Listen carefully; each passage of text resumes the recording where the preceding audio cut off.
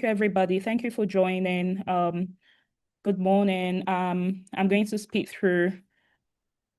Salome, please handle the chat room because I cannot do both at the same time. So if you could handle the chat room for me, that would be great. So our agenda, as always, joining of guests, recognition of schools and students present. Like I said, please, if this is your first time joining the session, please let us know your name, your school, and your class. Please do not make any annotations on the slides, please. It's distracting. So just listen, please. Thank you, Jerry Sola. It's nice to have you here. So opening remarks, I'm going to speak a bit about JuCE and about why we're here.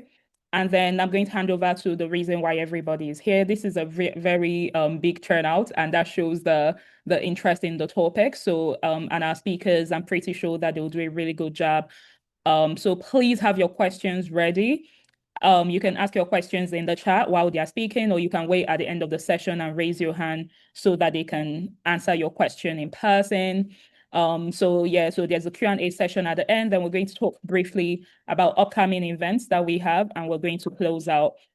So again, I say, please, if this is your first time here whether you're a teacher, a parent, a student, please put in the chat your name, your school, your class. Again, it helps us to tailor the conversations we're having. It also helps us, or even our speakers today, to know the people to address. The SAT conversation is different if you're in SS2 or SS3, as opposed to if you're in JSS2 or JSS3. So help us so that we're able to, tailor the conversation. So that's it. For anyone who does not know me already, I'm Adao KK. I'm the founder of JuCE Africa. And it's my absolute honor, privilege to do this that I do. And I'm really excited to see everybody here today. So I'm just going to do a quick speed run through of JuCE and why we're here. Why are you on the platform like this? So JuCE was created because we want to support secondary school students in Nigeria and the wider African continent to answer the question, what do you want to be when you grow up, right? Many times as children, or you hear that question, what do you want to be when you grow up? And sometimes there's no support and guidance on how to get there. Sometimes your answer might change day to day, or from one week to another week, or from one year to another year. If you suddenly discover that you don't like biology and you wanted to be a doctor, you suddenly think, maybe I'm not interested in medicine anymore. JuCE is basically here to support you to answer that question and to get you mentors on the journey. So this type of conversation we're having, JuCE is there to have that type of conversation, to guide you, to support you, to know, oh, these are the things to start looking out for. When please, Inyolua, or whoever is making the annotation, please just do not do that. It's distracting.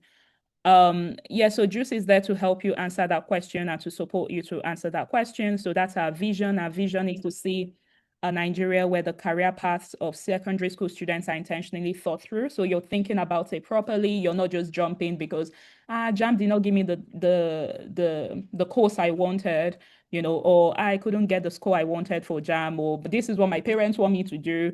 We want you to think properly through your decision and to develop it and choose it. And of course, our mission is to help you to, build with purpose, with clarity, and intentionality. So I'm just going to do again a quick a further explanation. Career exposure deficit talks to the fact that sometimes the careers that are limited to maybe medicine, maybe law, maybe engineering. I think now tech is becoming a big deal, so maybe tech. But outside of those maybe 4 or 5 pillars, you're not aware of so many other courses. The conversation we had 2 weeks ago, we had the vote of thanks from a student who said something like, yeah, I'm a science student. So when I saw the topic sales and marketing, I thought, this does not interest me. This is not for me. But when she came, she said she learned a lot of things, and she's seen how even that career can be something she can be interested in. So that's kind of what we're doing here. Sometimes you have no insight into the fact that a career exists, and even when you have an insight, you don't know, like, for example, you're like, I don't know how to get there. So we're there to, first of all, show you the things that exist. We're there to bring young people who are already in those careers or working towards those careers to show you the careers that exist. And then secondly, we're there to mentor you through that. So again, if you want to have a conversation with somebody who does robotics engineering and you want to be a robotics engineer and you're like, oh, I'm studying in Nigeria, I don't know how to get there, we're there to support you so that you can intentionally make that decision. And of course, why we're here today is uni preparation, right? Um, Unfortunately, I say this a lot of times at home in Nigeria, we do not prepare for university. We just do it like, oh, I finished secondary school, what next? But there's a whole preparation process, especially if you're trying to, first of all, if you're trying to get a course that you actually want to, not just the course that JAM gives you. But secondly, if you want to study outside of the country, there is a process of doing it and preparing yourself and getting there. And that's why we're having this conversation today. If you're interested in studying in the US, one of the things you must do, as far as I know, for 90% of unis or even 100%, you must do the SATs. And, you ideally shouldn't just wake up in the morning and take it. So the Daring Solar and King are here today to literally speak you through how to start preparing your mind towards it, how to prepare yourself towards it, and how to make sure that you get the school that you need to get you into the uni that you need. These are prolific young ladies who will be speaking to you. So I really hope that you're excited, and more than that, that you engage them. If I were you, I'll ask a billion questions, and I would literally make them be like, you know what, I'll take your number after and continue conversing, because you might not get this opportunity elsewhere to just sit down and ask two people all sorts of questions that come to mind. So going back to the idea of JuCE, how do you come in? We hold these conversations every 2 weeks. It's a different conversation every 2 weeks. So if you got the link this week, if you click on this link in 2 weeks' time at 11 a.m. on Saturday, there'll be a conversation happening. You can join our events every Saturday. If you're a parent here, you can become a mentor if you're in a career that you think, you know what, I want to expose more young people to this career. If you own a business, you can become a career partner. One of the things we do is also to engage young people in internships so that you say, oh, I want to be a nurse. Do you know what the day-to-day life of a nurse looks like? Maybe if you do it for a week, you might see, maybe this is not for me. Or maybe you say, oh my God, this is absolutely for me and I want this. So if you own a business, if you work within a company that can support us to get internships to young people, please connect with us at JuCE. You can tell others about JuCE. That's honestly one of the most important things. You can connect a young person to JuCE, can connect a secondary school student to JuCE. We sometimes have university students joining us because honestly, the work that JuCE does is important even in the university. So you can also connect a young person in the university trying to navigate their way into to JuCE. And you can connect with us on our social media, on our IG especially. We're very active there. You're going to see the link to our IG at the end of today's session. But yes, that's all from me. I'm rushing through because I really just want to hand over to Daring Solar and King to take it over today. Um, just a quick um just a quick mention about how I got connected to King and then King connecting me to Daring Solar. Um, King's mom attended one of the JuCE sessions online, and we had a conversation on studying in the US, and she said, this is really cool. I think because the people we had were people who had studied in the US for like 5, 10 years now, so they're kind of in their careers. So she said, what would be really good is to get people who have done SATs within the past few years to really speak to the students because they would have even more recent information. And then she connected us to King, and King connected us to Daring Solar. So thank you so much. I don't know if your mom is here today, but thank you to her for that. But I think even more than that, it speaks to the power of connection and networking. When I say please share where you are, like when I say what class you are at the school on the chat, it's not just because I want to know and I'm nosy. It's also because that's how connections are built. And if maybe King's mom did not connect in that way, we would not have King today and Daring Solar here today. So please support us when we say to connect by connecting so that we can continue to enrich these conversations. And if you're in secondary school today, tomorrow you can be one of the speakers here. So don't feel like please connect on the chat. So yeah, I'm going to go ahead and hand over to King. King is an undergraduate student at University of Essex, United Kingdom. and Darren Sola is an undergraduate student at UNC Chapel Hill. I'm going to let them introduce themselves briefly before they continue the conversation. And of course, I'll leave it to you girls how you decide who speaks and all of that. We have about 50 minutes, like I said. And of course, you can choose to pause for questions, or you can choose to just run through your presentation and then take questions at the end, whatever works for you. And yeah, I guess you can share your screen. I can, or they will ask me for permission, but whoever wants to share, that's okay. So please go ahead. Thank you so much. I feel so weird calling you Ada, so I'm just going to Hey, call you. God. Um, but David, do you want to share a screen or should I? I don't mind doing it. Please go ahead. Good morning, everyone. Oh yeah, good morning. Sorry. Morning, everyone. Hi guys. Give me a second while I just quickly. It's been so long since I've done anything on Zoom, so forgive me. And the sharing screen should be on this place. Okay, I'm seeing it. I've sent you a request now. Yes. Okay. Okay, so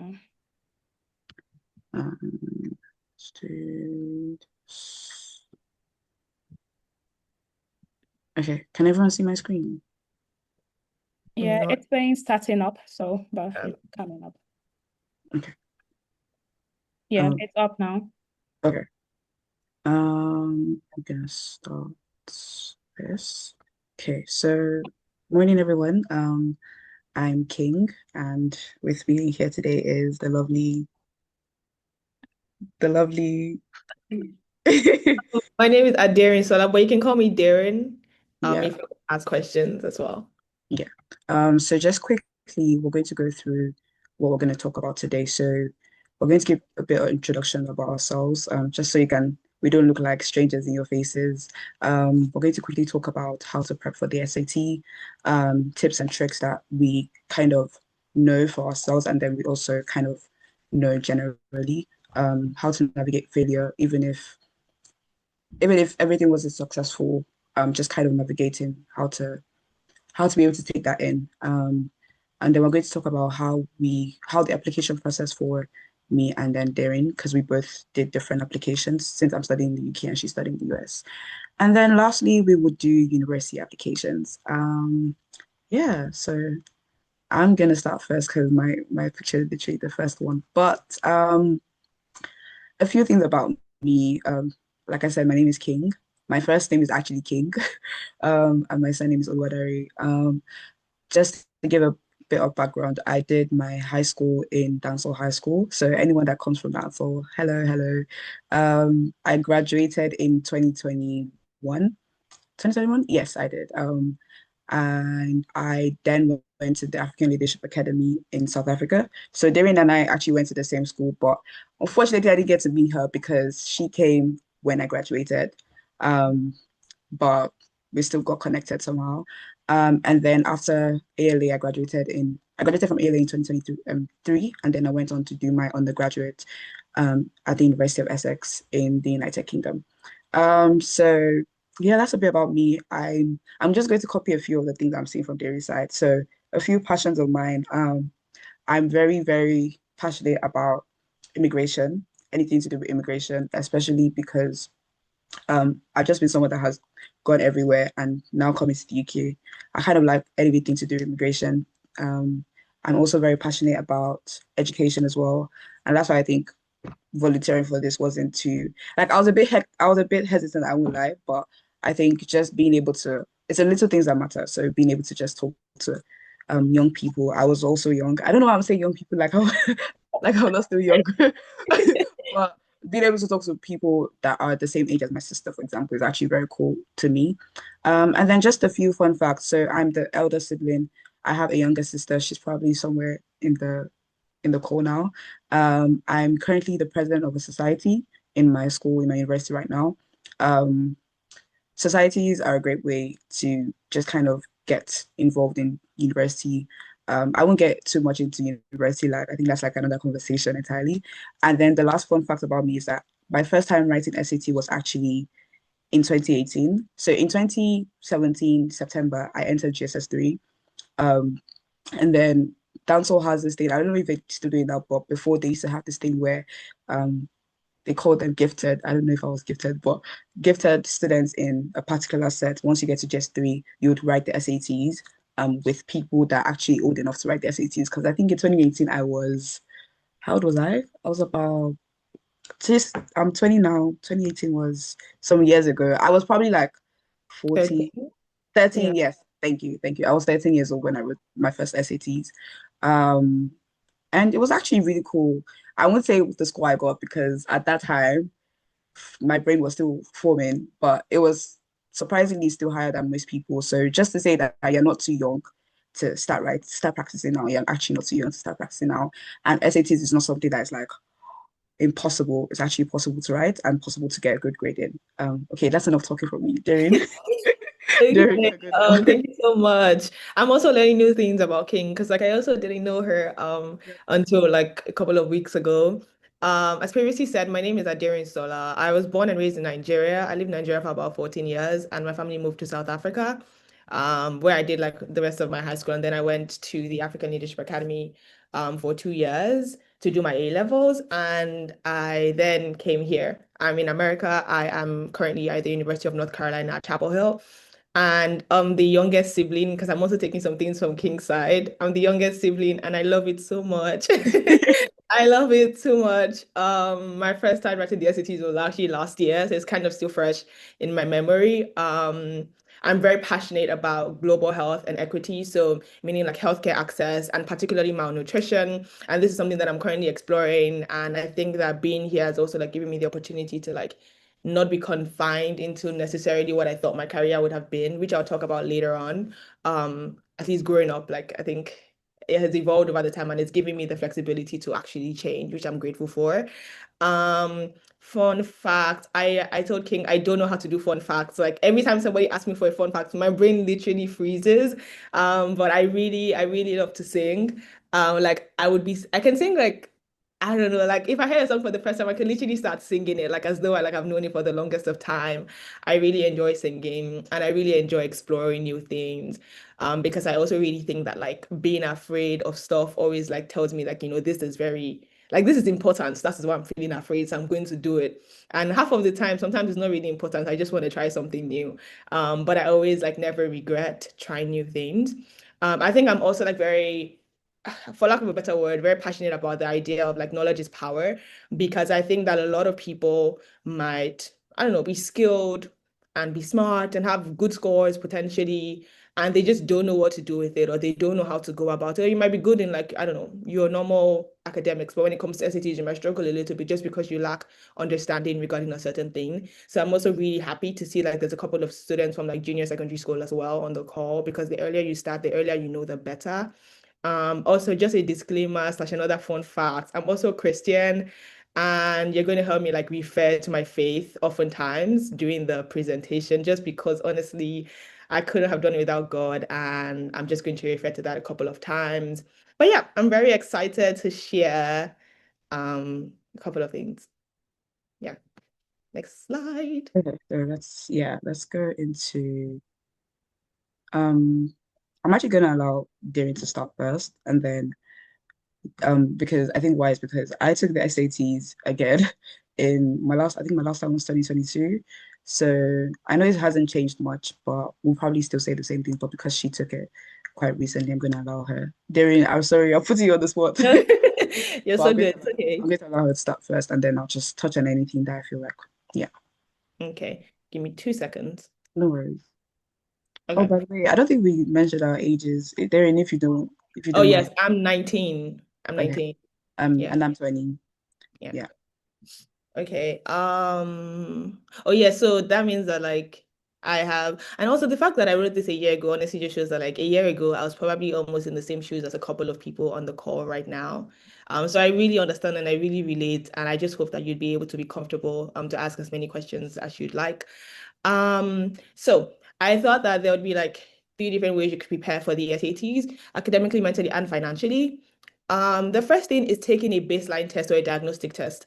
This is basically you go to Blue Book take a test. Like I feel like it's very important to know where you stand before you even start to prepare for the SATs because it gives you a good grounding. Like, okay, my weakness is English. For me, that was my weakness. I like math was always easier for me than English. And so taking the practice test, it can feel very, very overwhelming, especially if it's your first time and you've never like had prior coaching or tutoring.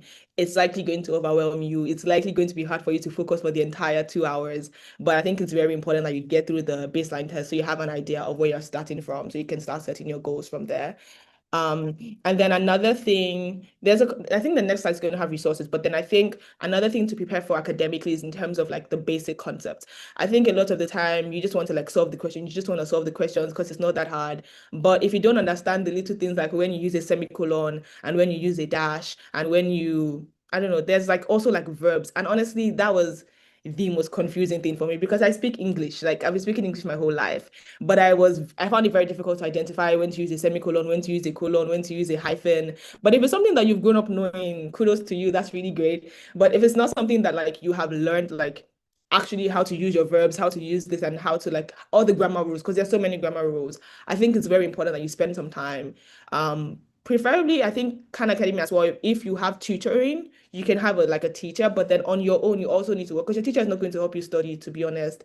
So you also need to have some time to sit down and go through models and see, okay, I'm really struggling with grammar right now. Or I'm really struggling because I think there's also like a poetry-ish side, an interpretation side, throughout the SATs as well, where they ask you some questions and you have to interpret it. And honestly, English was a stress for me. But then it requires you to just make out extra time, and focus on the areas where you feel like you're struggling the most with. The same would also go for math. If you feel like it's algebra, if you feel like it's geometry, whichever side you feel like you think you know or you learned it a few years ago, I think it's important that you go back to basics and make sure that you understand what's actually happening. And the last thing is practice, practice, practice. I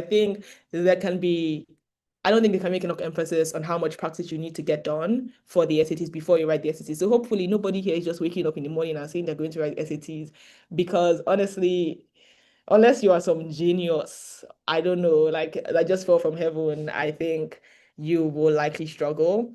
So I think, okay, please kindly stop annotating. Thank you so much.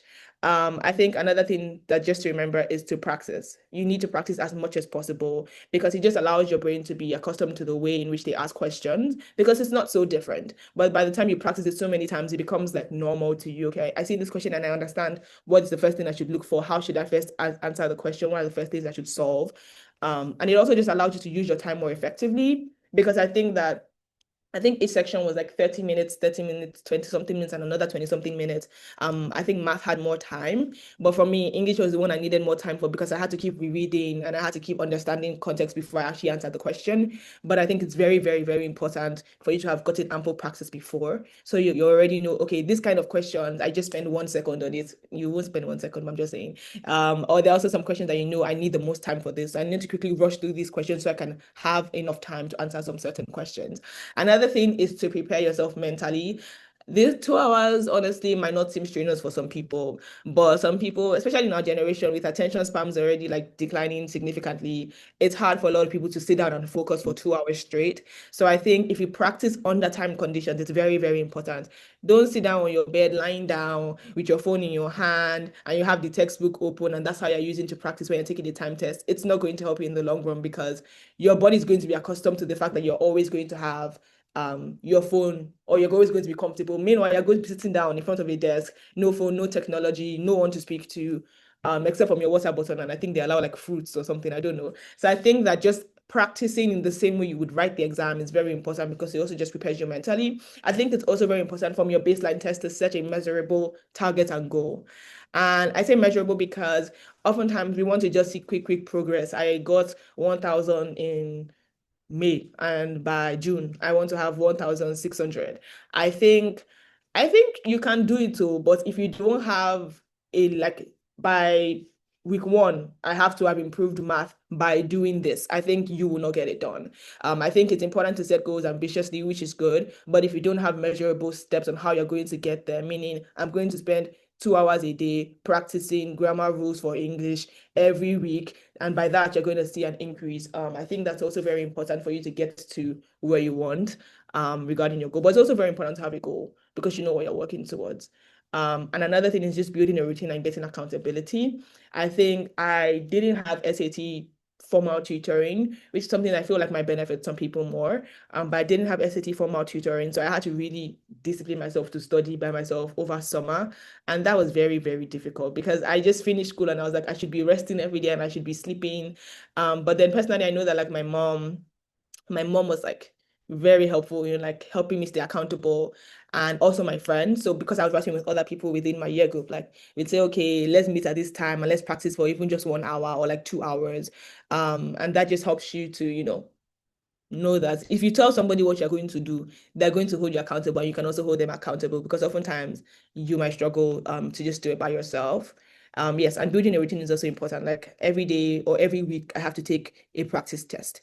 At the end of every week, I have to have taken at least one practice test to just see where I am now on this new week. And then financially, I don't think this has changed at all, but then it should cost $111. I hope that math is correct. Yes, it should cost $111 for the SATs, writing it once. And that's a lot of money. That is a lot of money. So so whoever just reacted, my mouth is also open because it's a lot of money. So before you take the test, talk to your family early about the payments and the finances and knowing that you have that set and ready. And only take the test when you're ready. People will often say, like, like, I want you to take the test and practice. There are practice tests for a reason. Take a full-time practice test and put yourself in the test conditions. And like, I don't know, I'm not an advocate for taking the test until you're ready. Just so you can see how it goes. You can literally see how it goes with the practice test and staying on that test conditions. Because once that money goes, it goes, oh, and you still have to pay to send it to schools. So you want to be sure that you are not wasting your family's money unless you're Tedola. All right. I think that is all for this slide. Okay. I'm just going to quickly add before we go to the next slide also. I think with academically, so Darren touched on it in terms of knowing your strengths and weaknesses. And obviously you know that from kind of taking the practice test. But what I was going to say was if you can go online and kind of search for what like main topics or main areas that are talked on in not talked on, but that are used for both the English and the math section. So I don't know why I remember this right now, which is so weird. But the first time I took the 2018 SATs, my math teacher at the time, and just remember that with the math section, he actually outlined all the different topics. So for example, differentials. I don't think Derry, was that differentials this year? Or was my year just hard? I think your year was hard. I can't really recall.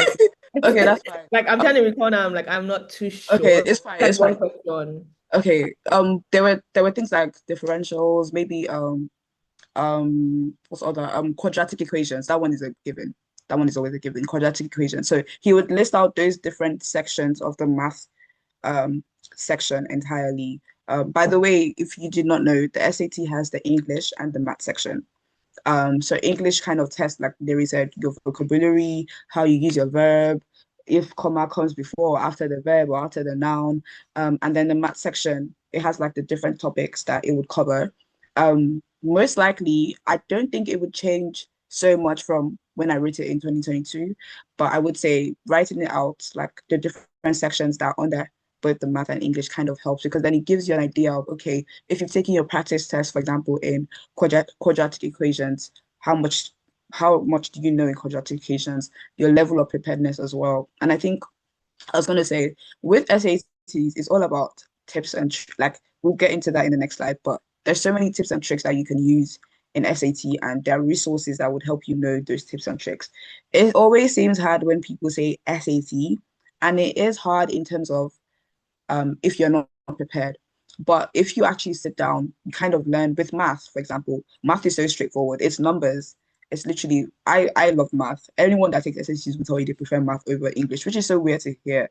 But you would understand when you start taking practice tests because the English can be a bit, it can be a bit difficult when you don't know, like they said, your tenses, your verbs, and things like that. But there are tips and tricks that you can learn online for free, guys, on how to actually be able to do well in your test. And that's what we're going to get into in the next slide. But let me go to, yeah. So I'm gonna just quickly talk about Khan Academy because the rest, Daring is a pro. I mostly just use Khan Academy and textbooks, also because I like physical things, physical learning. But Khan Academy, guys, do not take Khan Academy for granted. It is very it's more of like it's an interface for those who don't know. It's like an interface where there are like practice questions both for English and math, and it actually breaks down certain topics for you. And then you also are able to do practice tests as well on Khan Academy. It's free. You just go online, search Khan Academy, sign up, and then each week you can kind of give yourself a target on how many lessons you want to take, how many practice tests you want to take, but do not sleep on it. I think there's so many more resources in terms of YouTube now that is open. Back when I wrote it in 2018, I only knew of Khan Academy. And then when I wrote it in 2022, I knew mostly of like the textbooks. And I think I remember preppers actually. But the remaining, take take don't take for granted how much you can use, especially on YouTube, guys. Most of us, I know most of you here spend your YouTube days just surfing and just watching random things. If you're getting ready for the SATs, use half of your time to just sit down, watch, get a notebook, get a pen, and just write and write and write, and learn as well. But yeah, I'm Darren, you can. Yes, I think like thank you so much. Khan Academy is so important. Like even till now, like I feel like the importance has also grown over the time because they've also Yeah. been able to break things down significantly, like to help you understand. Like I was saying, going back to the basics, they will take you back to the basics. Literally, they also have three different levels. So they have fundamentals, they have medium, and then advanced for all like the different segments, like King was talking about when she said her math teacher wrote out the different thing. They have that as well on Khan Academy. So they already know that these are the 5 areas they're going to typically quiz you on. And so under each category, they have a bunch of questions and like the different modules. And I personally think it's very good. And if you get a question wrong, from what I remember, they'd like break down why you got the question wrong, which I think is very, very important. The other resources, so Schoolhouse is an online tutoring platform that I found during my time because my mother wasn't going to pay for a tutor, so I had to find a solution. But the oh, oh sorry, I'm looking at the text. Yes, but Schoolhouse SAT Prep, I think something that is also nice about it is that it's um peers. So I typically use that to like review some questions if I wasn't too sure about what I was doing or why I got something wrong. They are mostly high school students, college students at most, that also just say, okay, here's like a skill that you should probably use whenever you're answering this type of question. And it's very like low commitment. You just join the platform maybe I think once a week. But it's not like sit down tutoring you. It's more of like a help area, they're able to also just advise you and give you tips. It's not one-on-one, it's also a meeting like this. Yes. And yes, you can use Blue Book for the practice test. I was not going to touch on. They have the practice test. I think by the time I did mine, they had about 7 or 8 practice tests. They should probably have some more now for you to do. But once you finish it, you finish it. So I would not say do everything at once. I think it'd be better when you take your baseline test, it'd be better to like spread it out. So if you've done some work over the past 2 weeks, then take another test. When you do some work again, take another test. You cannot expect to take a test after 2 days and expect to see a difference in your score. And then there's also the SAT question bank.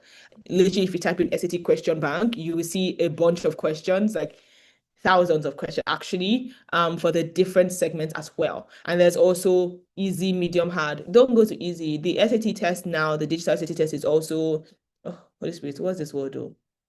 I don't remember the word, but it's like, it's adaptive. Yes, that's what it is. It's adaptive. So once you do the first round, the first model, depending on how you do, it determines on how they give you the second model. So if you do well in your first round, they're going to give you a harder model in your second round. If you don't do well in your first round, they're going to give you a relatively easier model. But that also means that your chances of getting a high score also drop. I don't know the science behind how they do it. But I think it's also very good to focus on medium and hard questions. Don't keep doing things that you keep getting right and you keep thinking, oh my gosh, I'm such an expert at this. But then the moment you try a hard question, you are actually not an expert at it. So I think it's important to challenge yourself and do the difficult questions as well.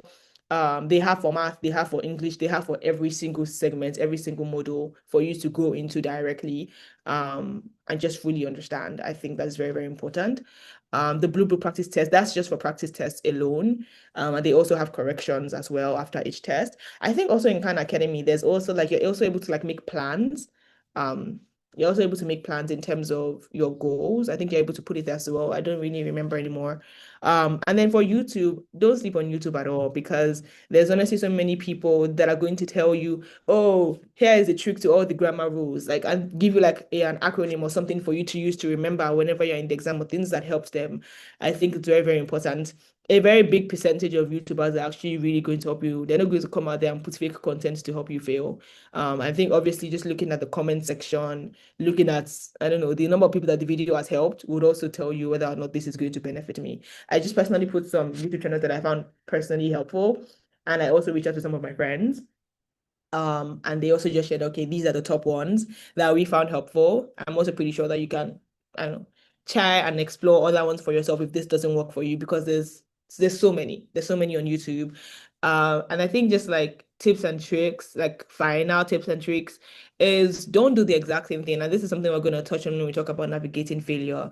Don't do the exact same thing and expect a different result. I don't know who this person said it. I think it was somebody Einstein, I think, right? I don't remember for sure, but then he spoke about like not doing, I don't know, if you keep doing the same thing and you keep getting the same results, like then I don't know, like you can't keep doing the exact same thing and expect a different result.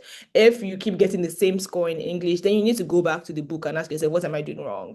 If you keep doing the exact same thing, you're going to keep getting the same results. Learn and master all the math solving tricks with Desmos. So this is like a graph, like a graphing calculator that you are allowed to have with SAT. Like it's literally imprinted into the system when you're doing the digital SAT. And I didn't find out that it was useful till like very late when I was preparing for my SATs, like weeks before my SATs. And people use this to like solve questions really quickly. And if you don't want to use it to solve the questions, you can use it to review your answer. So if you're able to quickly run through your questions and you put it in, you're able to see, okay, is this correct or is this wrong? It's obviously not for every question, but for most questions, most algebraic questions, you can confirm with Desmos. And there are a bunch of YouTubers that will tell you, oh, instead of when you see this kind of question, instead of solving it with your paper, just put it into the calculator. That saves you time. And that's why I really highlight the essence of using YouTube. And sleep. Oh my gosh, sleep before the test, because no matter how much you practice, if you now go and do last minute preparation and you're up all night, your brain is going to lag. Like there's no amount of prayer you want to pray. It's going to lag. It's not going to function at optimal capacity.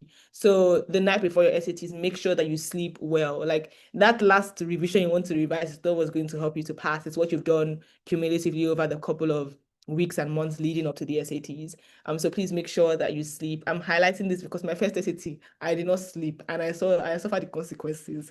So please, please sleep. Do you have breaks when taking the test?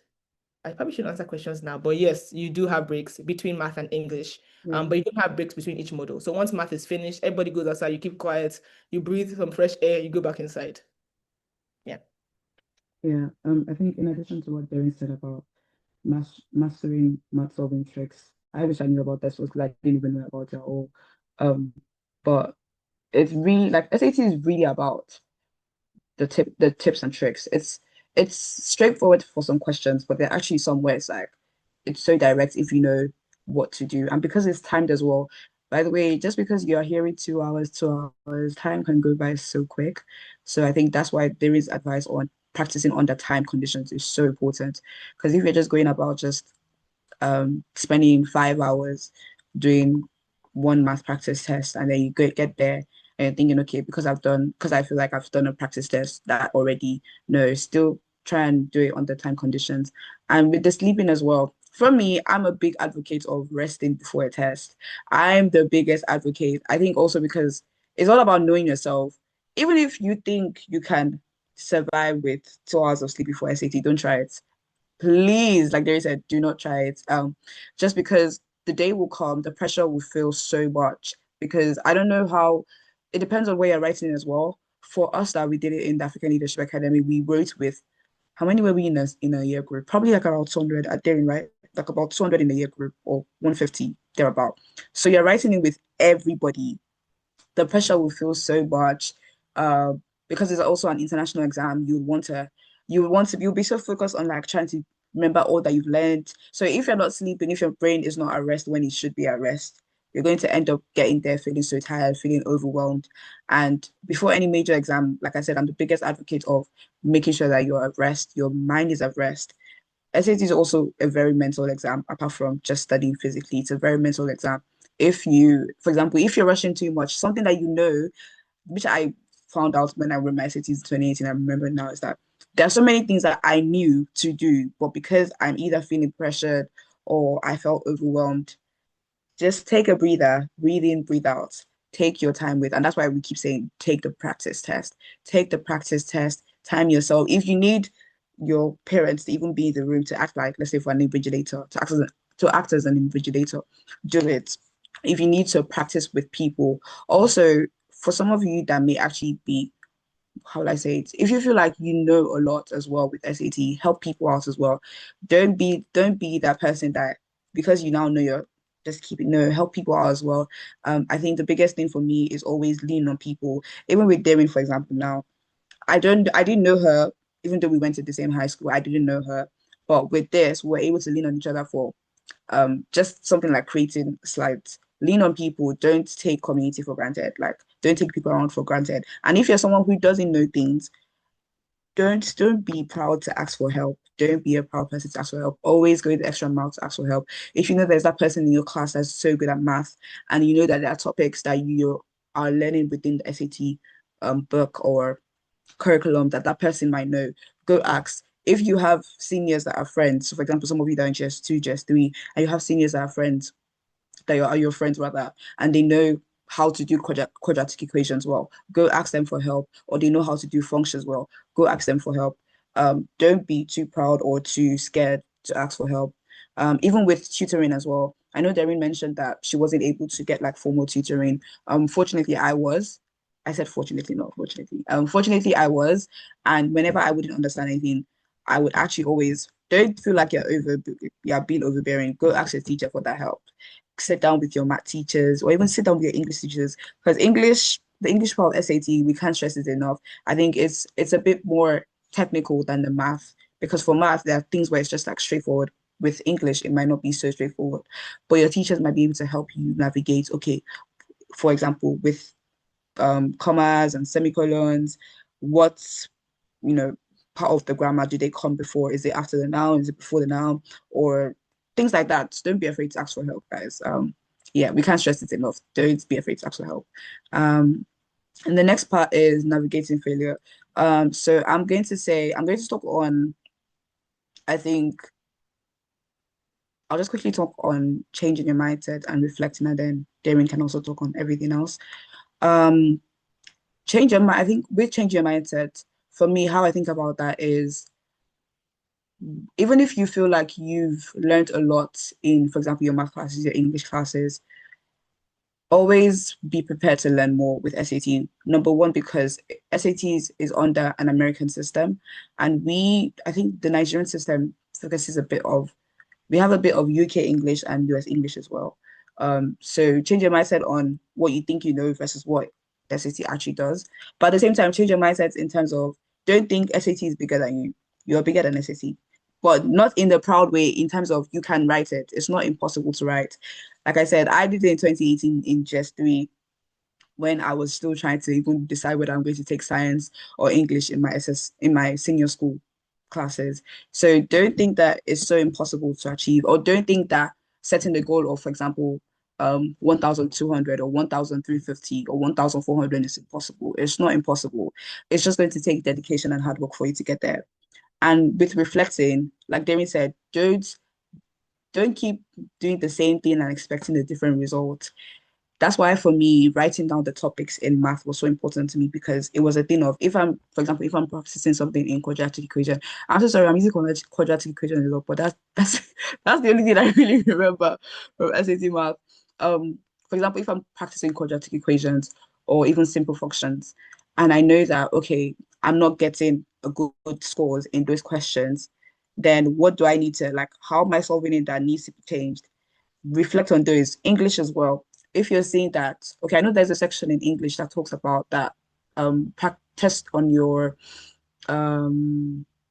apart from grammar, I think I'm trying to remember um that test on your vocabulary or your spelling skills as well. I think I hope I'm remembering this right. David, am I remembering it right? Spelling is that is But that is there a part of SAT that test your spelling?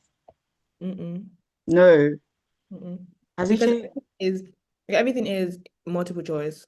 Yeah, but there's some that would be like separately come out before or maybe I'm just thinking about it in a different I way. didn't understand separately. Like they No, ask you no, to no. spell I'm saying separately. so I'm talking about like English, for example, like testing your spelling. Even like they'll give you a list of choices and then um they'll ask you to put the right word into the sentence. Yes, well, yes, I guess like they'll test your vocabulary, Yeah, maybe. that's what I Yes, meant. That's what I meant. yes, yes, for sure. They test that. Yeah, that's And they what I give meant. you words. So they'll give you like, for example, things like that as well. If you're someone who doesn't know a lot of words, or you're very, even though you speak English, but you think you know words, you don't know words, go into a dictionary, go and learn words. I'm not saying go and cram your whole dictionary, but enlighten yourself in terms of learn more words, learn how can you say something like additionally, like what is another word that can replace additionally in a sentence, things like that. Yeah, Darren can go on the rest. Mhm. Okay, thank you so much, King. So the last three, one is to re-strategize. I think that something that I wish I did, and then I always like advise other people to do is after you write your first like formal SAT, or honestly, you don't even need to write it formally before you do this, is to figure out where's your weak hand and where's your strong hand. I already knew my hand was stronger in math and English was weaker for me. When I had to retake the SATs for the second time, I was having I was currently at school, so I was currently at ALA, and we were having tests and assignments, and I didn't have as much time as I did during the summer to study.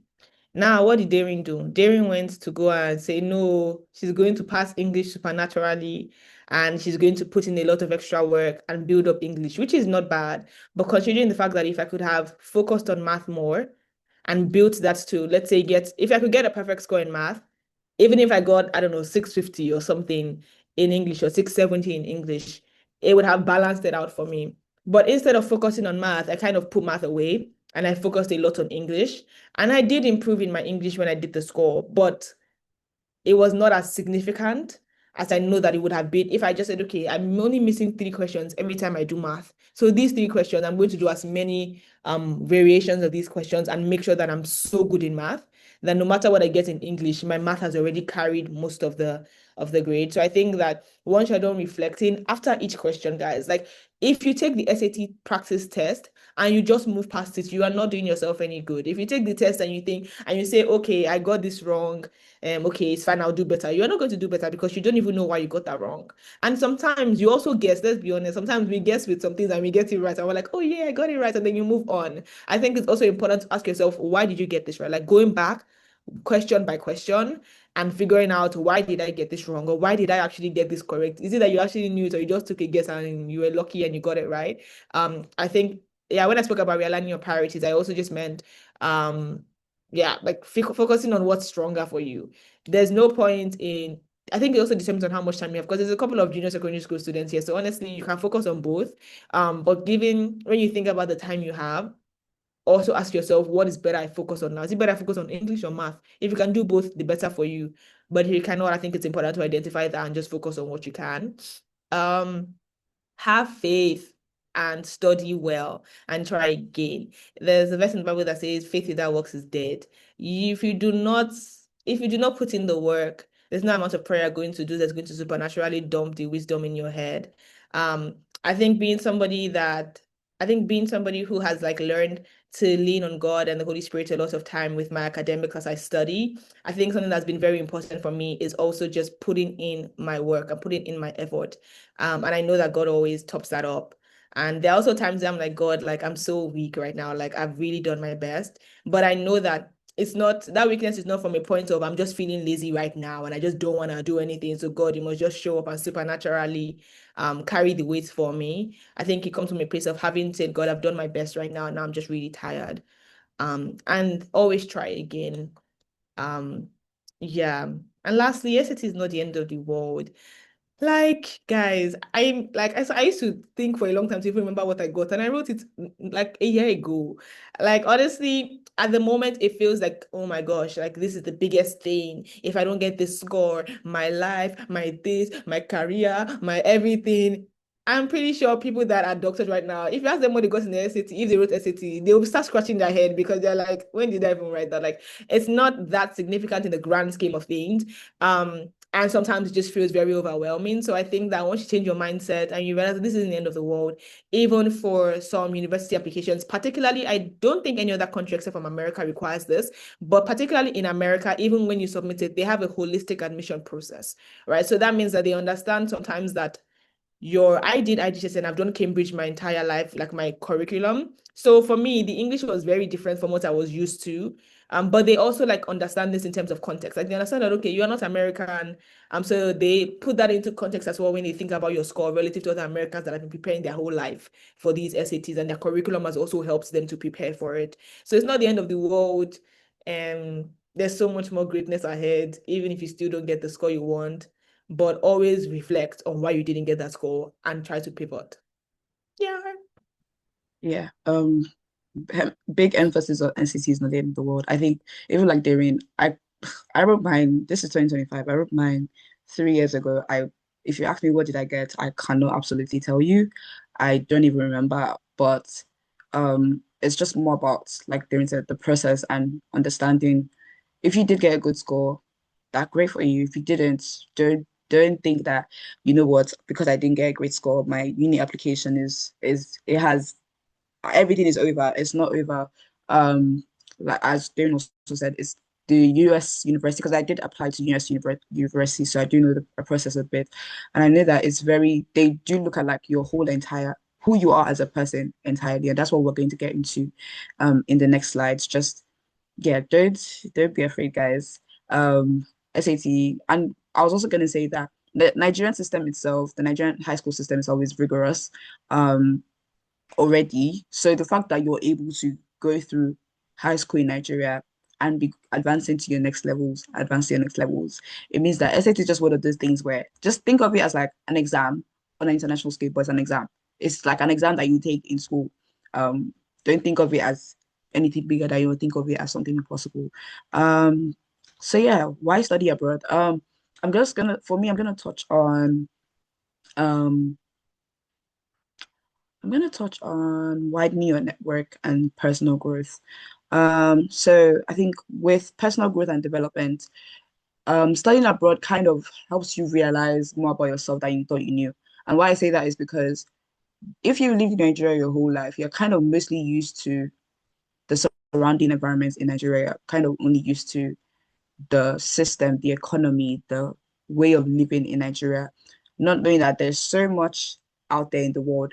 And when I say the world, I just don't mean US and United Kingdom alone, because I feel like Nigerians, we love to always just think about the United States and United Kingdom and maybe Canada.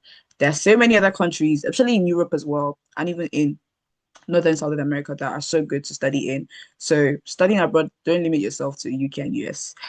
This is probably something that we learned in African leadership in ALA in terms of opening yourself up to other places as well. But yeah, personal growth and development, you learn so much and you gain so much more knowledge. Um, and you also develop so much more. I think for me, because I went to South Africa to study, I was able to kind of learn about different cultures, learn so much about like being black means, for example. I know in Nigeria we're so used to knowing ourselves as being Nigerians, but we're also black people, we're also people of black heritage as well. So knowing this kind of things, enlightening yourself with those kind of things, it kind of opens your mind that there's so much more in the world. It opens your mind to all the news outside of just news in Nigeria that actually happens. It opens your mind to all the different people, the different cultures. Like now, knowing people from Venezuela, knowing that there are people in Cambodia, knowing that there are people in where else again, Amsterdam. You don't typically hear of these until you actually go to these places. And then widening your network. For someone like me, I love networking. For if we don't know what networking means, it means meeting new people and forming let me say, I wouldn't say alliances. Alliances is a bit too much, but forming connections with people outside of your circle, outside of your community that you're used to. So studying abroad widens your network. It allows you to meet more people, experience more outside of just Lagos, outside of just Abuja, outside of just Nigeria in general. I think through studying in South Africa and then studying in the UK, I've met so many people, people that I would not typically meet if I only was in Nigeria. Um, yeah, I think those are like the main things with those two.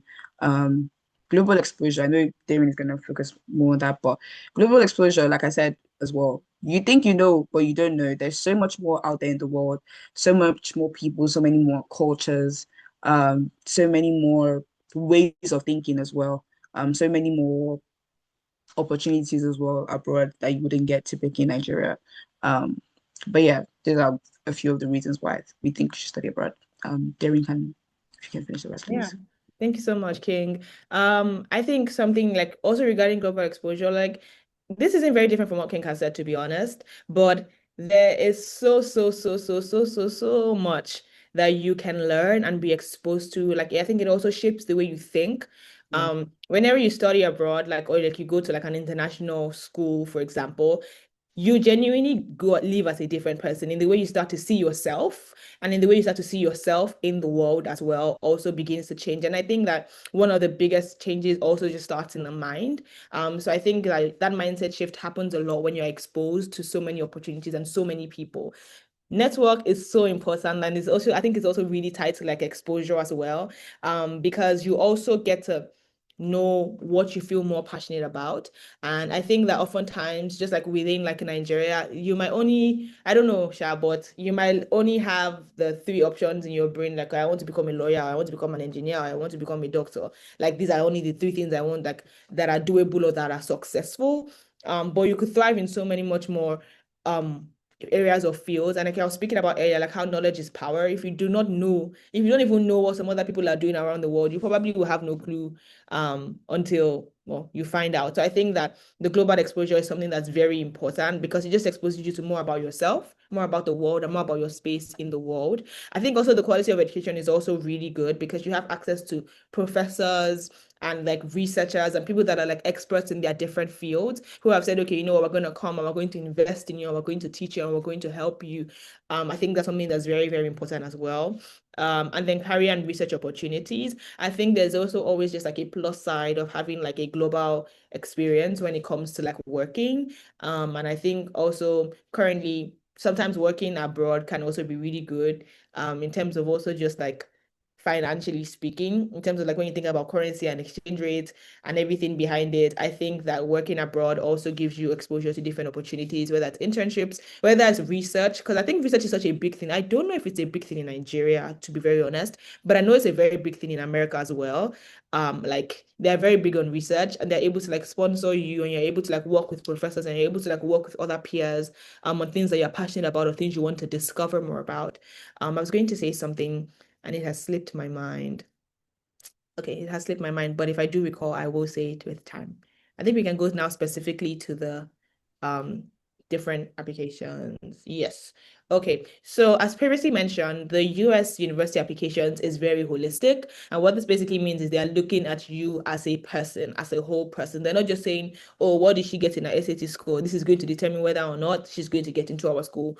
They also look at so many different things. You apply through the common application. If you type in common app on your laptop, on your phone, it's going to come out. You set up an account, everything is free to set up the application, not to send your applications. Because some schools require additional fees when you want to apply to their schools. Some schools will waive the fee for you if you just ask, honestly. If you send an email and you say, hi, I am from XYZ country.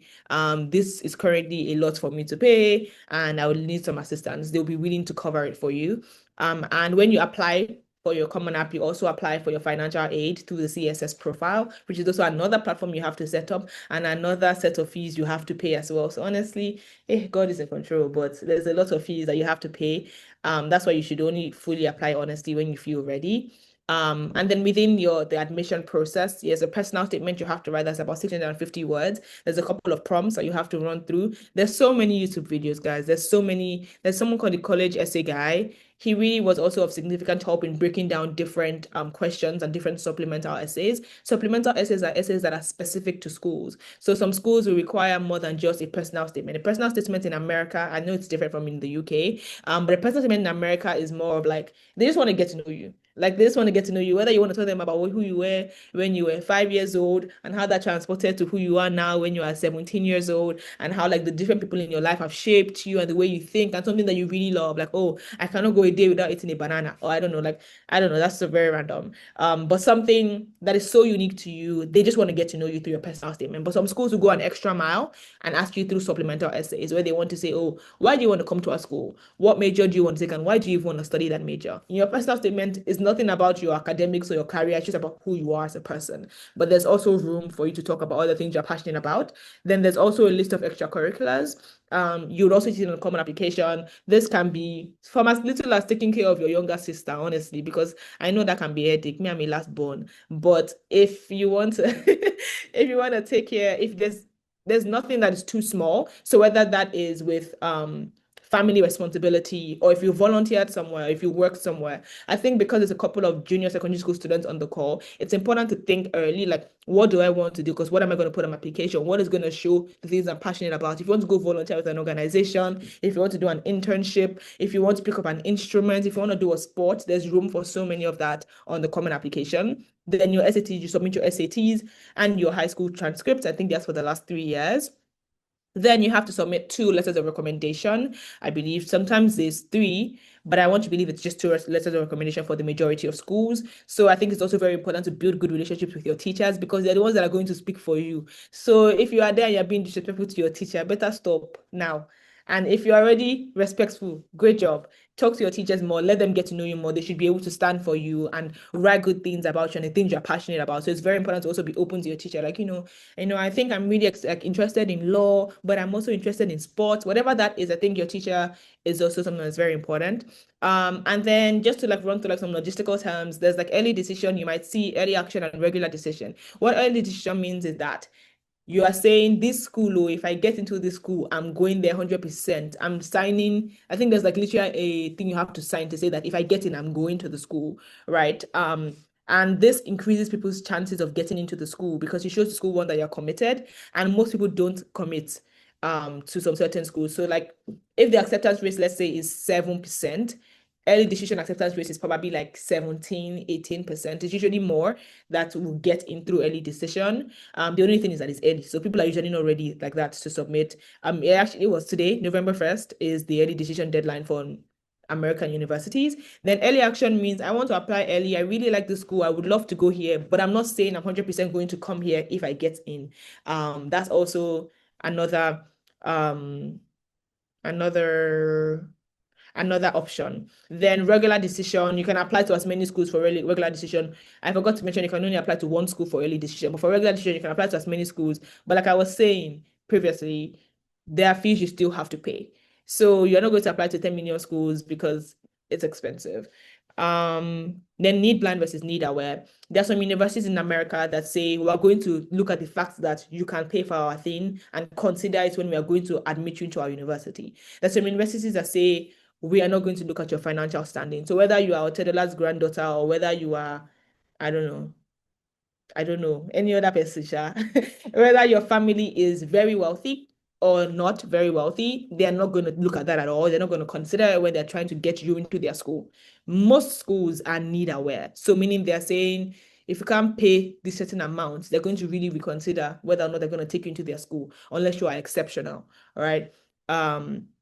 And then another really cool thing about like the liberal arts education, which is something that I really liked about studying in America, is the fact that it's very liberal, it's very open. There's freedom to take different classes. You don't have to decide your major immediately. You can say, okay, if I want to do this major now, a few months down the line, I don't want to do this major anymore. I realize I don't actually want to become a scientist. I want to become a lawyer. Obviously, there's some things you cannot do. Like you cannot go from law to medicine, I think, because that's such a big jump, honestly. But then there is a lot of freedom, liberty to decide on the different courses. They encourage you. Like for me currently in my school, I have to take a fitness class. I have to take a creative writing class. Like you have to take some classes in different areas and different fields. So there's like freedom to explore yourself more. And then financial aid and scholarships. Most universities will offer need-based financial aid. So meaning once you submit your CSS profile, as previously mentioned, they're going to look at your family's finances and say, okay, we're going to give you this amount of money because we see this is what you can pay. And there's also a lot of merit-based scholarships and need-based scholarships as well. I think it's very important to start looking early because the deadlines are usually earlier on. So mostly like by November 15th, most scholarship deadlines by November 15th, actually. So I think it's very important to just look into them and applying for that. I'm currently on a scholarship that I'm very grateful to God I got because God knows that, especially with like exchange rates, like I would not be here if this wasn't made possible. So I'm really grateful for that. And then another thing that I think a lot of us, and I'm going to include myself in it, is that prestige. I think a lot of Nigerians would often just look at the Ivy Leagues, the Ivy Leagues, the Ivy Leagues. While those are good universities, that isn't the most important factor. I think what is very, very important is finding what suits you best. Because you might think that you're going to thrive in an Ivy League and you get there and you are drowning. Not because you're not a good student, but because that is not the environment for you. You're not the kind of student they're even looking for to start with, right? There are some schools that are very community focused, like they're so big on community. There's some schools that they are very ambitious, like they want people that are ambitious and are going to sleep 3 hours a day. I don't know. But I think it's very, very important when you're looking for universities to just take your eyes off the fact that prestige isn't the most important factor. You can go to any university, you can go to an Ivy League for all you care and still end up without a job because you did not maximize the opportunities there. And you can go to a school that is, I don't know, maybe not as prestigious as that, and you maximize every opportunity, and you could end up a lot higher. So I think that the name isn't the most important factor. It's very important to find what works best for you, what has your course, what has your values as well. Like what are things you value the most, and is that what the school values? If that is the case, then you are very, very likely to match up with the school. Yes, that is all on US. Okay, so thanks, Darren. Ada, sorry, we were literally going over time, but we're literally almost done. I think after this should be, yeah, the last. Um, but yeah, I think so for UK, it does have some similarities with US. By the way, for everyone that's on this call, I know we've been talking and talking a lot, so let's take a breath in and a breath out. If you need us to maybe either share our slides, might be able to make that available with Ada, Miss Ada, and then you'll be able to just get the information because we know we've said that a lot of like terms, but these terms are so important because they kind of just help you inform, especially if you're doing research on how to apply, they help you inform your research. So you're not just researching generally, you're researching focused on certain things or certain terms that you've heard. But with UK applications it still has the general idea of it still has the general basic things that you need to know or are the same with US. So in terms of, for example, personal statements, when you should apply, stuff like that. But I think the major difference with UK is that UK is a bit more direct and also a bit more focused on what you have to offer.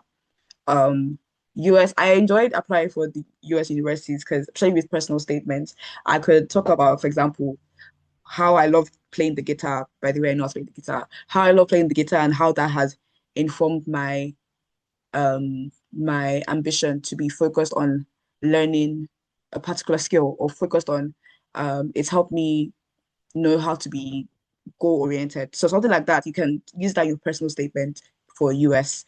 In the UK, they would want you to talk about more of what you have to offer, your skills.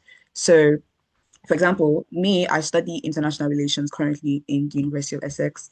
And while writing my personal statement, I've always known I wanted to study international relations. I first thought I wanted to study law.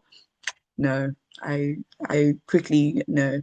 International relations was more of that's why we also say, guys, research courses. Don't limit yourself to medicine, law, engineering.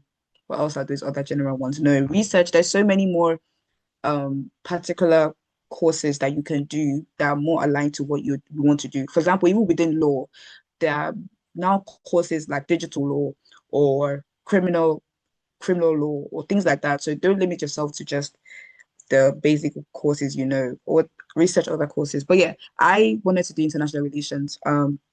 And so my personal statement kind of had to talk about how international relations has to do with like government policies, um, economics in a way.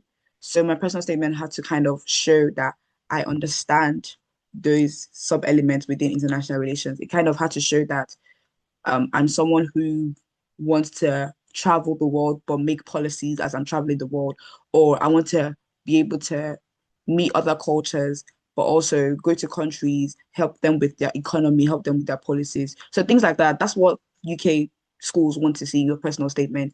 They want to see a bit of your interest, but they would rather learn more about, for example, what did you take in high school and how has that informed your decision to study a course, or even within your high school journey, how do you thrive in your economic subject or in your geography subject or in your math subject? They want to see those specific things as opposed to US where you can talk about yourself in a fun and interesting way. UK personal statement is very much direct, very much strict.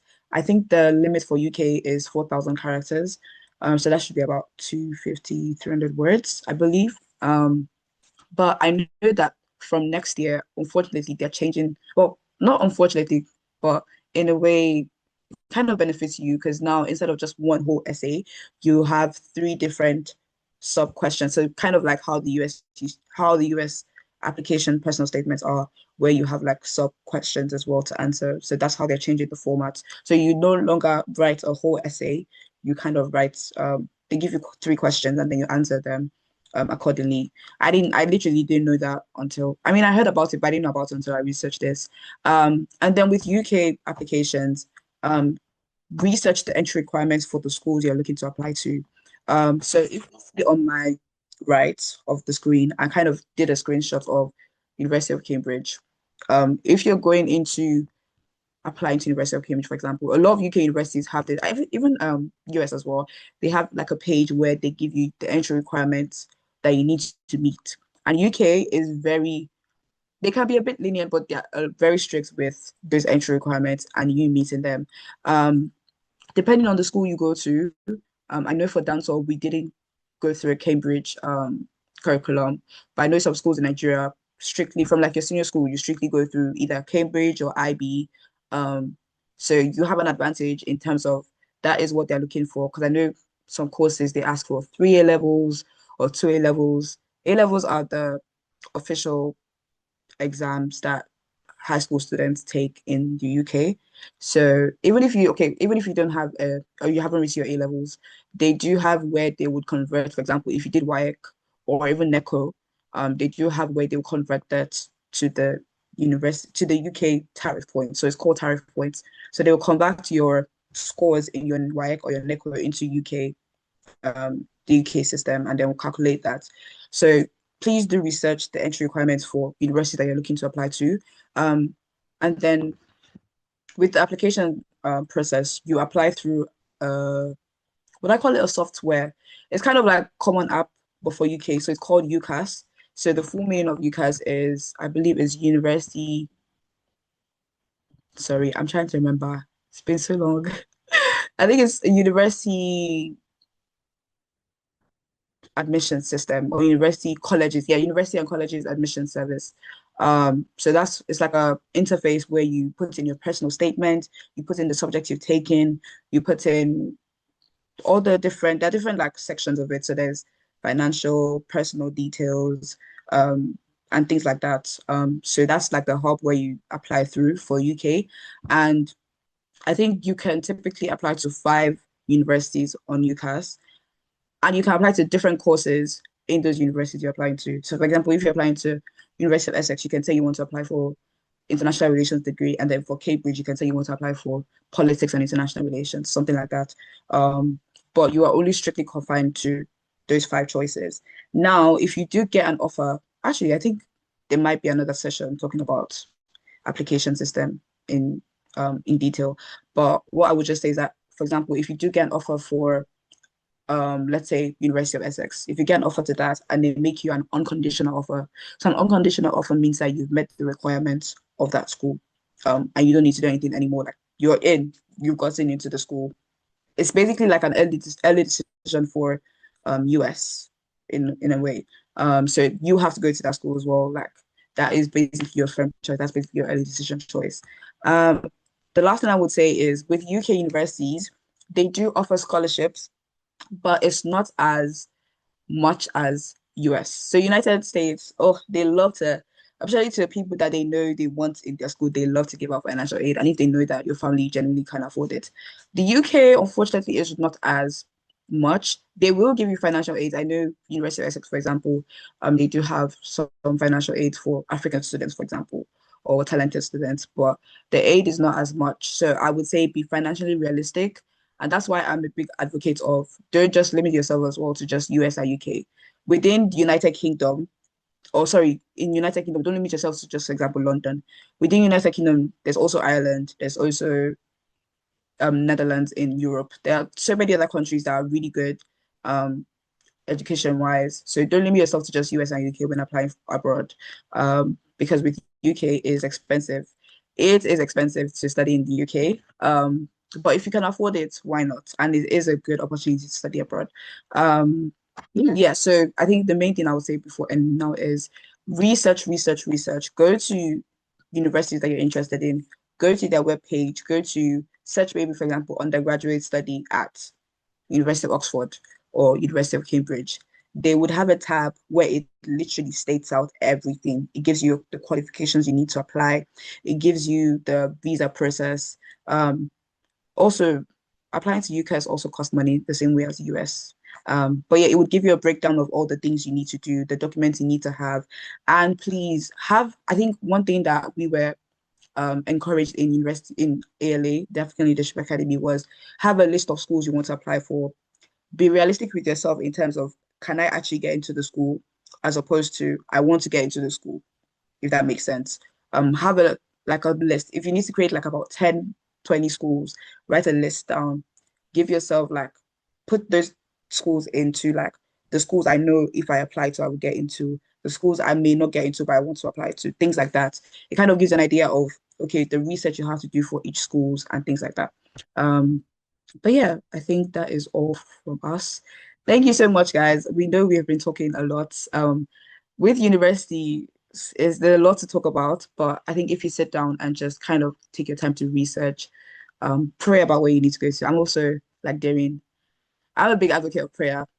Pray about where you need to go to. Talk to your parents as well. I know sometimes it will feel like you need to do these processes alone. You don't have to talk to your parents. Let your parents be on board because sometimes when you need to pay for things, they will be the one that would need to that would be the one that will need to help you pay for this certain things if that makes sense. So please don't take for granted their help, don't take for granted their assistance. Get help from other people as well. Go online. I know what you guys are mostly digital age kids. Go online, research, listen to people that have done this before, see what they have to say about the application process and about SATs, and you'll be all right by the grace of God. It can be an overwhelming experience, but it's something that you can do and it's not impossible. So yeah, that's the end of our session. Um, any questions? Do you want me to stop sharing, Miss Ada? Yeah, I just started sharing again so that I then will continue. But yeah, thank you. Guys, any questions? I think there were some questions in the chat. I don't know if you guys have addressed it. Um, I might be, can we study in the US as under 18? Okay, that was addressed. Okay, Christopher is happy. Okay, I think you guys have addressed the questions in the chat. Let's say if I want to go to a screen, let's say Germany, is it completely necessary?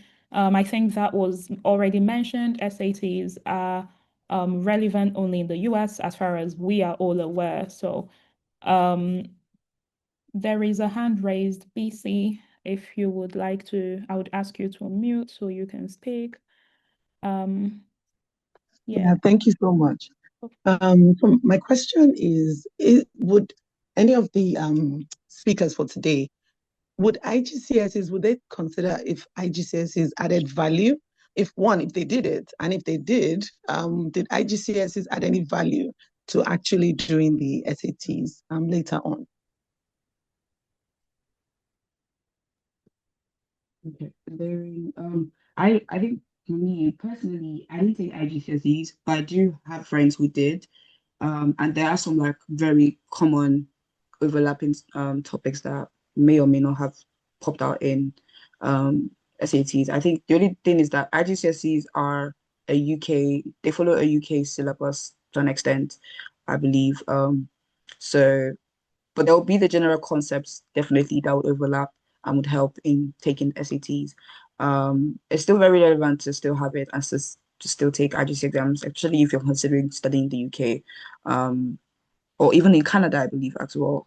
In Canada as well, taking IGCSEs would help a lot. But there will be the general concepts that would overlap or that would help when you write your SAT exams.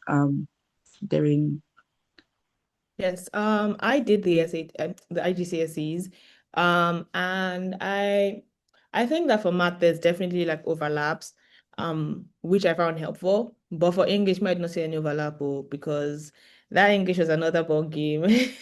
English was another ball game. Also because IGCSE English was very different in terms of the things they quizzed us on. But I think that, like as King already said, I think it's still very good to have it, and to do well in it as well, because it definitely will contribute to one way or the other if you submit it. Yes. Okay. Thank you. Thank you, Mrs. BC, I think, for the question. If there are any other questions, you can raise your hand or you can drop it in the chat as well. I know that some people have reached out asking if they could specifically have your or a student has reached out your contact.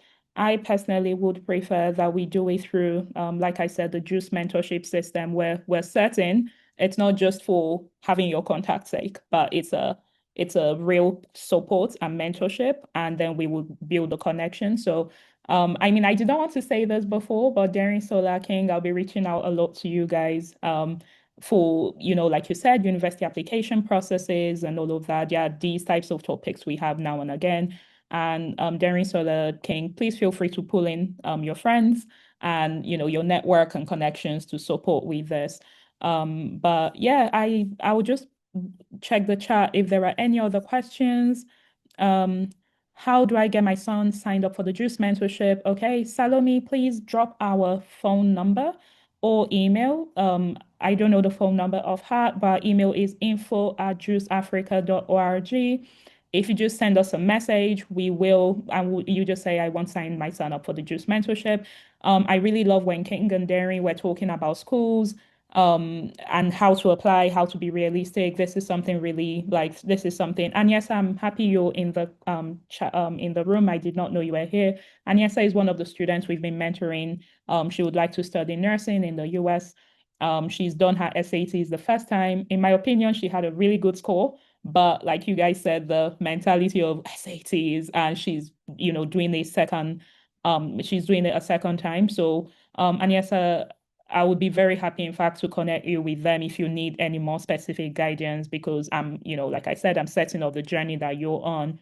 But Mrs. BC, info@juiceafrica.org. If you send us a message or just go to our website, www.juiceafrica.org, you can find all of our information. And we will connect with you, because we do take the students through like a research process, realistically research, figure out the courses you're interested in, then the schools you can apply to globally, not just in the US. If you're interested in the US, of course, then we focus on that.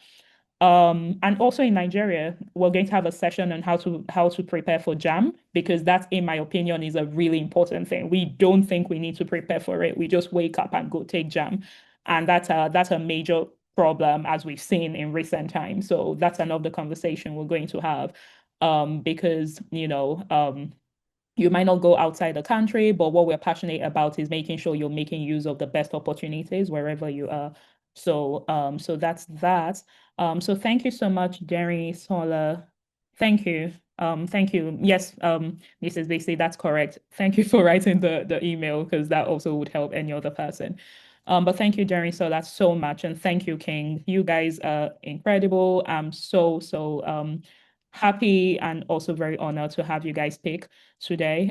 It's It's amazing. I think one thing I'm going to mention is when you guys kept talking about SATs English, English for me was like I'm sailing, But that's also like, I mean, I'm a lawyer, but not just a lawyer. It's also a thing because when my mom was an English teacher, I grew up reading the dictionary. I grew up wanting to pronounce things like properly. So when people would say you know, it's a car, I don't know, it's a curse, in Nigeria, we say it's a curse when you mean like a curse. I would in school, like I was that kid, I was probably a bit annoying, but I'll be like, oh no, it's curse. And they'll be like, oh, so those things matter to me. So I read a lot as a child. And so vocabulary came easily to me. During sorry, King, what you were saying about spellings, I know SATs will test things like, do you know accommodation? Is it double C or double M or things like that? Those things just at that point came naturally to me. But math, I did not know what was going on there.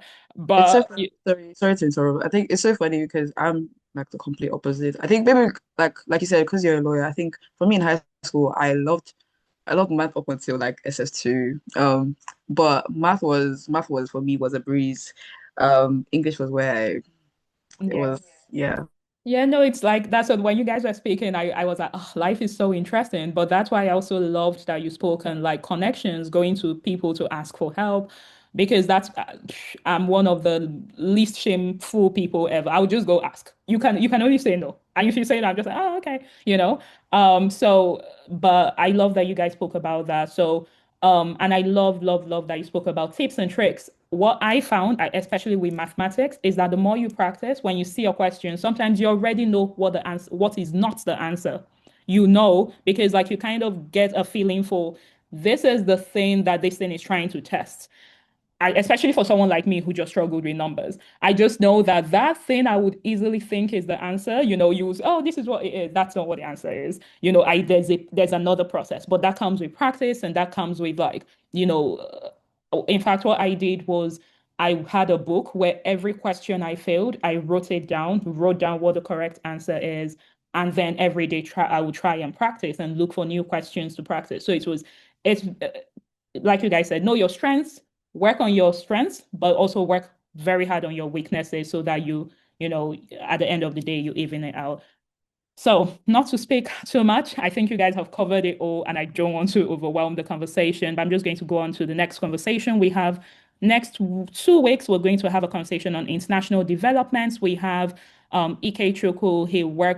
He's worked at the UN and a few international organizations. He's currently a grants application specialist in one of the global international bodies.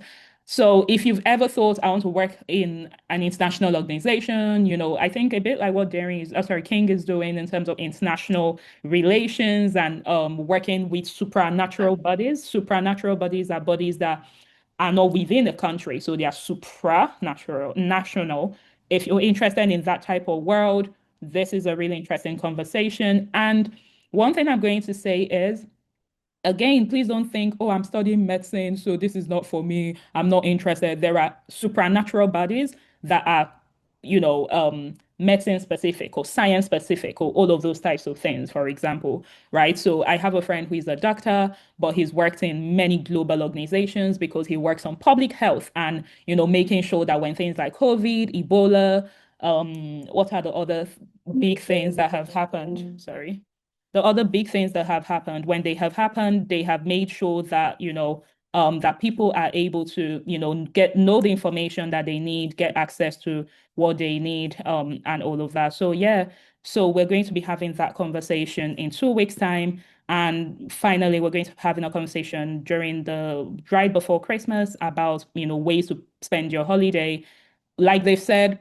practice, practice, practice. And these are some of the things we'll be talking about, making sure whether you're in SS2 or JSS2, you're planning your holidays in a way that you have fun, because I truly believe in resting and having fun and recharging during your holiday and not just going for lessons all the time, but also in a way that makes sure that you're setting up yourself for like success in future. So we're going to be having that conversation. And last but not the least, we're having our December hangout for our boot camp. We had our boot camp in August. It was an incredible session. So businesses were born from the boot camp. We had incredible just incredible stuff happened there. We're going to, and we have some of you, we've told you to write down your goals and your expectations based on the things you've learned, and we're going to review them in December. So it's like a 3-month goal check-in. So we're going to check out what you've been doing, how you've tried, if you said you wanted to, I know there's a student here who said he wanted to work on public speaking and confidence. I'm actually going to see if he's still on the call, so he will do the vote of thanks. So if that's what we're going to be checking, how far you've, how well you've done with that, and whether you've taken opportunities to improve, to speak up, to be confident, and all of that. And if you have not, we're going to support you and equip you, give you, again, the tools you need to keep going. So that's happening in December, and it's not just going to be talking again. We're going to have like fun. It's going to be in a park. You're going to, have games and just have a lot of fun during the holiday. So yeah, so that's it. That's our email, that's our phone number, and these are our socials so that you can connect with us. If you text us on our phone number, we respond within the day, and on our socials, we respond within the day as well, and of course the email. YouTube, this session and most of our other sessions, except when we do university research workshops, and that's only because we pick a specific student, we work through what they're interested in. So I think there's a ton of personal information there we don't want to put up on social media. But with every other session, it's recorded and you can catch it on our YouTube in case you missed something or in case you want to forward to somebody you want to support. So that's it from me. Thank you very much. I'm going to, the student is no longer on the call, but there's a student I know here. Christopher, if you're still on the call, actually, Agnesa, if it's okay, could I ask you to unmute and do a vote of thanks? So thank the speakers for today. Yeah? Anissa, I think mispronouncing your name. If it's okay, please unmute.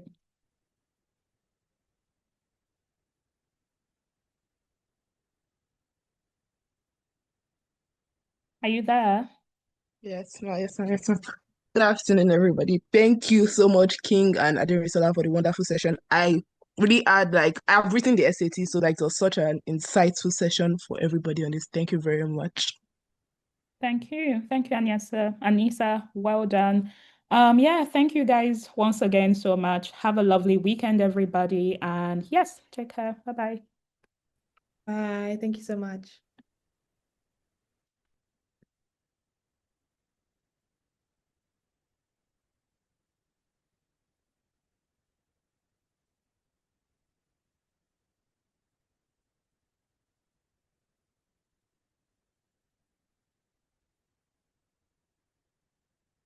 Okay, I'm going to end the session for everybody now. Thank you, everybody. Have a good day.